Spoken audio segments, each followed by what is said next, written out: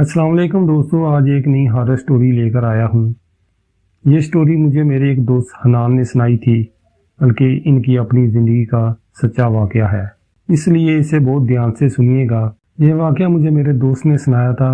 بلال نے بولنا شروع کیا مگر اسے چپ ہونا پڑا کیونکہ حنان نے درمیان میں اسے ٹوک دیا تھا۔ تم اپنے دوست کا قصہ سنا رہے ہو، لیکن میں سناتا ہوں تمہیں اپنی زندگی کا سچا واقعہ۔ حنان نے واقعہ سنانا شروع کیا۔ یہ ان دنوں کی بات ہے جب میٹرک کے بعد میں نے شہر آ کر کالج میں ایڈمیشن لیا تھا۔ کیونکہ میرا گھر کئی میل دور گاؤں میں ہے، اس لیے مجھے ہاسٹل میں رہنا پڑا تھا۔ میں نے اپنے لیے علیحدہ کمرہ لیا تھا، مجھے روم شیئر کرنا پسند نہیں تھا، مگر پھر بھی ایک لڑکے کو انہوں نے زبردستی میرے ساتھ شفٹ کر دیا، یہ کہہ کر کہ اب ہاسٹل کے تمام کمرے فل ہیں۔ مجھے بے حد حیرانی ہوئی کیونکہ ہاسٹل کے ٹاپ فلور پر ایک کمرہ تو بالکل خالی ہے، وہاں کسی کو کیوں نہیں ٹھہراتے یہ لوگ۔ اس کا اظہار میں نے وارڈن سے بھی کیا۔ اتفاق سے وہ میرے باغا دوست تھا تو اس سے میری بھی الیک سلیک تھی۔ وارڈن نے کہا اس کمرے میں اسیب کا قبضہ ہے۔ مجھے ایسی باتوں پر بالکل یقین نہیں تھا۔ یہی بات میں نے اپنے روم میٹ اظہر کو بتائی تو وہ خوب ہنسا۔ کیا بونگیاں مار رہے ہو؟ اسیب یا بھوت ایسا کچھ نہیں ہوتا، اس نے پھر کہکا لگایا۔ میں نے ناگواری سے اسے دیکھا۔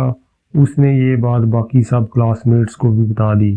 پھر وہ دن آ گئے جس کو میں 6 برس گزر جانے کے بعد بھی نہیں بھول سکا۔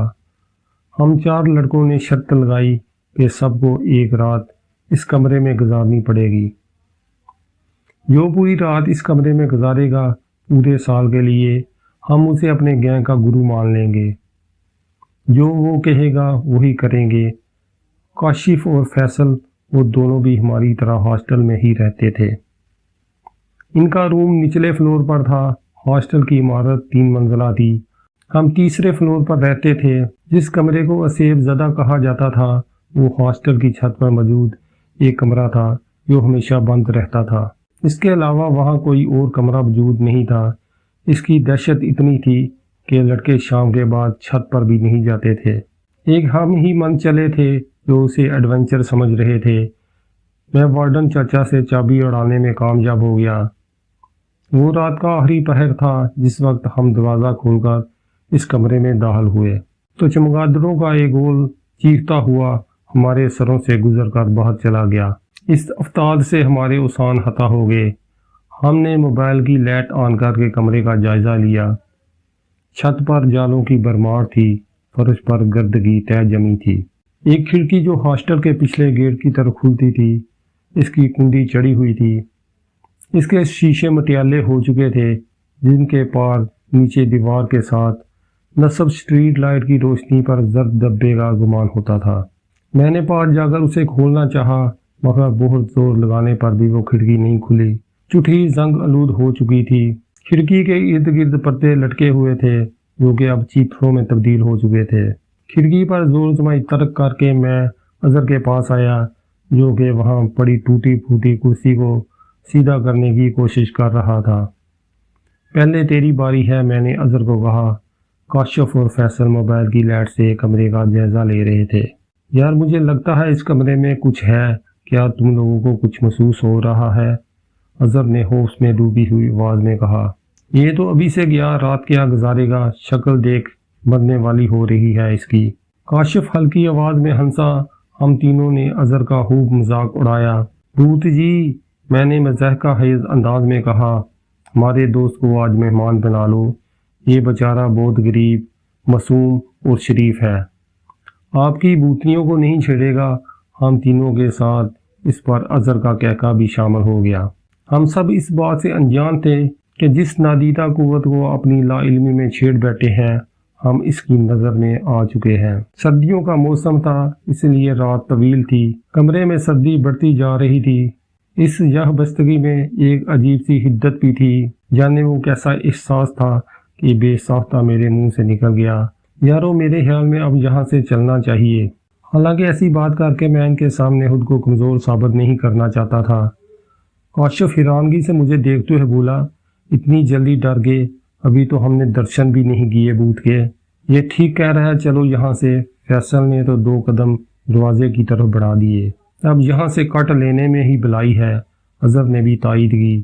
تو ہم تینوں نے پیش قدمی کی، مگر کاشف ٹس سے مس نہ ہوا۔ چلنا کاشف، اظہر نے پاس جا کر اسے بازو سے کھینچا۔ کاشف نے کہا تم لوگ جاؤ، میں اتنا بوجھ دل نہیں ہوں کہ شرط کا پاس نہ رکھوں، یہی رکوں گا میں آج رات۔ تو پاگل ہے کاشی، یہ جگہ دیکھ، یہ رکنے کے قابل نہیں، اتنی دھول مٹی ہے یہاں، اور یہ بھی ہو سکتا ہے لوگوں کی افواہیں صحیح ہوں، یہاں پر واقعی کوئی اسیب موجود ہو، بیوقوفی نہ کر اور ہمارے ساتھ چل۔ فیصل نے اسے سمجھانا چاہا مگر وہ ٹس سے مس نہ ہوا۔ یوں کہو تمہاری بینڈ بج گئی ہے، اور بے ڈنگے پن سے ہنسا۔ فیصل کو طیش آ گیا۔ میں نے اپنے فون کی اسکرین روشن کی، گھڑی رات کے 2:45 بجا رہی تھی۔ ہال میں سناٹا اتنا تھا جیسے ہم چاروں کے سوائے اس ہاسٹل میں کوئی ذی روح موجود نہ ہو۔ فیصل اور اظہر کاشف سے بحث میں مصروف تھے۔ میں نے کہا اس تماشے کا دی اینڈ کب ہونا ہے؟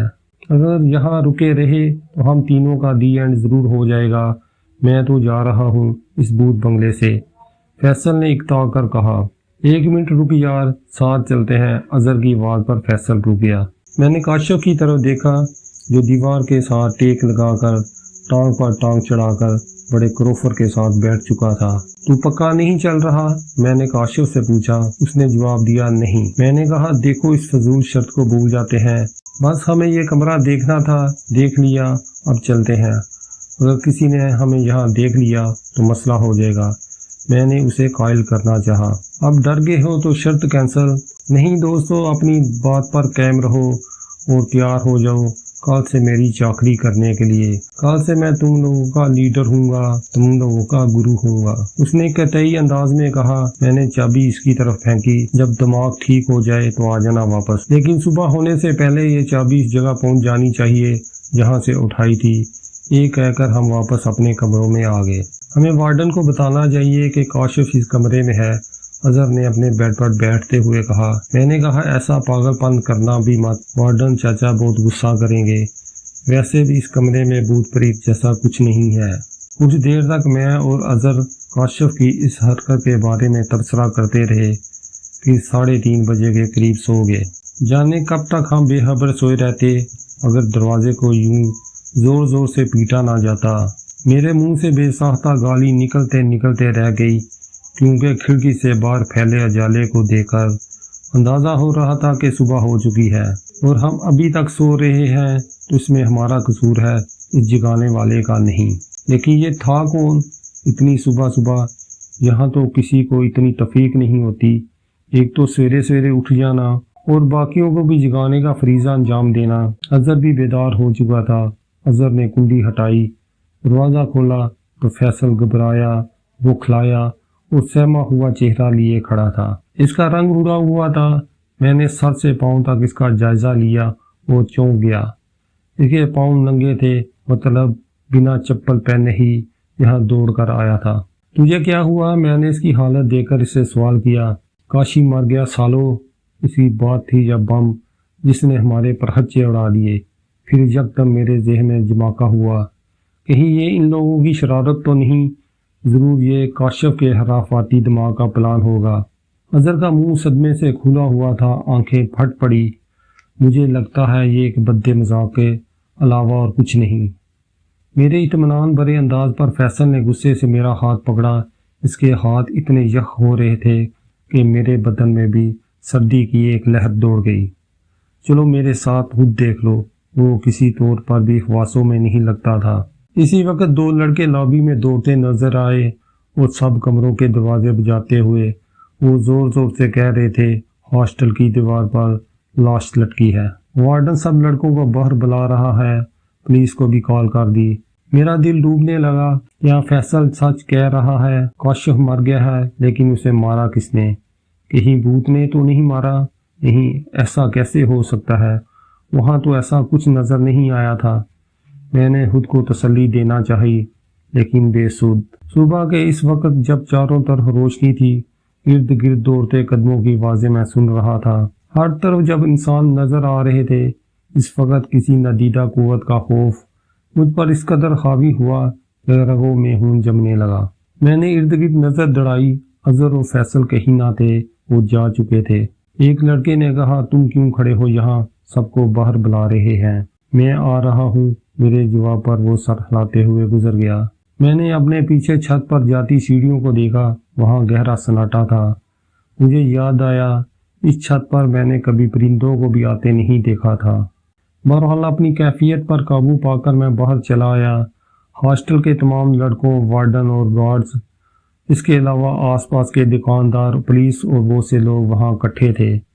میں نے اس طرف دیکھا جس سمت سب کی وحشت بھری نظریں تھیں۔ ہاسٹل کی اونچی دیوار پر نصب بجلی کی ہارڈ دار تاروں میں الجھی ہوئی وہ لاش کاشف ہی کی تھی۔ تلوار کی طرح تیز تاریں اس کے جسم میں کھپ گئی تھی، جہاں سے نکلتا ہوا لہو دیوار پر چند سرخ لکیریں بنا چکا تھا۔ کرنٹ کے باعث لاش کی رنگت سیاہ پڑ چکی تھی۔ اس کی دہشت سے کھلی آنکھوں میں کچھ تقریر تھا، جیسے وہ کہہ رہی ہو اب تم لوگوں کی باری ہے۔ وہ نظارہ بڑے سے بڑے جی دار آدمی کا بھی حوصلہ پست کر سکتا تھا۔ کاشف کی لاش کو ریسکیو والے بڑی احتیاط سے اتار رہے تھے۔ میری نظریں بے اختیار اوپر کی طرف اس مقام کی طرف گئیں جہاں سے کاشف لاش کی صورت برآمد ہوا تھا۔ اوپر وہ کھڑکی تھی جو گزشتہ رات میری ساتھ توڑ کوششوں سے بھی نہیں کھلی تھی، اب اس کے دونوں پٹ کھلے تھے۔ میرے لیے اپنے قدموں پر کھڑا ہونا مشکل ہو گیا۔ میں گرنے کے سے انداز میں زمین پر بیٹھ گیا۔ پولیس وارڈن سے تفتیش کر رہی تھی۔ کالج کا عملہ بھی وہاں موجود تھا۔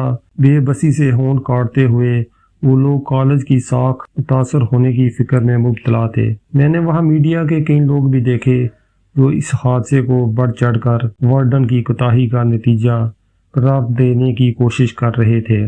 فیصل اور کاشف کے علاوہ جو دو لڑکے ان کے روم میٹس تھے، ان کے بیان کے مطابق قتل کی رات وہ دونوں انہیں حنان اور اظہر کے ساتھ کمبائنڈ اسٹڈی کا کہہ کر کمرے سے باہر گئے تھے۔ رات کے صرف فیصل لوٹ کر آیا تھا، تو انہوں نے سوچا شاید کاشف آج رات اظہر لوگوں کے کمرے میں سوئے گا۔ مجھے اظہر اور فیصل کی کچھ خبر نہ تھی کہ وہ کدھر گئے، کس حال میں تھے۔ میں اس وقت شدید ذہنی دباؤ کی وجہ سے ہاسپٹل میں ایڈمٹ تھا جب پولیس نے میرا بیان لیا۔ میں نے سب کچھ بتا دیا کہ کس طرح ہم لوگوں نے شرارت کی جو ہمیں مہنگی پڑ گئی۔ انسپکٹر مشکوک نظروں سے مجھے دیکھتا رہا۔ کئی دن پولیس مجھ سے سوال جواب کرنے آتی رہی، لیکن کاشف کی موت کا راز نہ کھل سکا۔ یہ واقعہ ہوہ بن کر ہاسٹل کی دیواروں میں چکرانے لگا۔ میں نے سنا تھا کہ بہت سارے لڑکے ہاسٹل چھوڑ گئے تھے۔ کئی سارے واقعات تھے جو اس کمرے سے منسوب تھے، ان میں موت کا بھی اضافہ ہو گیا۔ ابا مجھے گھر لے آئے تھے۔ گھر والے میرا ہر طرح سے خیال رکھتے، لیکن خوف میرے دل میں کنڈلی مارے بیٹھ گیا تھا۔ گھر میں کوئی بھی مجھے ایک پل کے لیے بھی تنہا نہیں چھوڑتا تھا۔ میرے لیے سونا عذاب بن گیا تھا۔ جیسے ہی نیند آنے لگتی، وہ ویران کمرہ، کھڑکی اور کاشف کی لاش نگاہوں کے سامنے آ جاتی اور میں چیخیں مار کر اٹھ جاتا۔ میرا پورا تعلیمی سال ضائع ہو گیا تھا۔ حنان نے قصے کا اہتمام کرتے ہوئے خاموشی اختیار کی، تو اس جگہ کا ہولناک سناٹا سب کو اپنے اوپر طاری ہوتا محسوس ہوا۔ بلال نے اس کے کندھے پر تسلی دینے کے سے انداز میں ہاتھ رکھا۔ تمہارے دوست کی موت کا شدید دکھ ہے، سچ میں اس کے ساتھ بہت برا ہوا۔ تم لوگوں کو اس مخلوق سے نہیں الجھنا چاہیے تھا۔ میں بھی ان باتوں پر یقین نہیں کرتا تھا، کوئی بھی یقین نہیں کرتا جب تک اس کے ساتھ کچھ ایسا نہ ہو جس میں کسی ندیدہ قوت کا ہاتھ ہو۔ اگر ہم ان قوتوں کی ٹو لگائیں گے تو وہ ہمارے پاس آئیں گی، لیکن اس طرح کہ صرف ہم ہی انہیں محسوس کر پائیں گے، کوئی دوسرا نہیں۔ وہ ندیدہ قوتیں کسی بھی روپ میں ہمارے سامنے آ جاتی ہیں، اور بعض اوقات لا علمی میں ہم ان کی تکلیف کی وجہ بھی بن جاتے ہیں۔ ایسے میں وہ ہم سے ناراض ہو کر بدلہ لیتے ہیں، ہمیں ڈراتے ہیں، ہم پر حاوی ہو جاتے ہیں، ہمارے وجود پر اپنا تسلط جمانے کی کوشش کرتے ہیں۔ دوستوں، آج کی یہ سٹوری آپ کو کیسی لگی؟ اپنا فیڈ بیک ضرور دیجیے گا۔ ویڈیو کو لائک کریں اور چینل کو سبسکرائب کریں۔ ملتے ہیں کسی نئی ویڈیو میں کسی نئی سٹوری کے ساتھ۔ تب تک کے لیے اللہ حافظ۔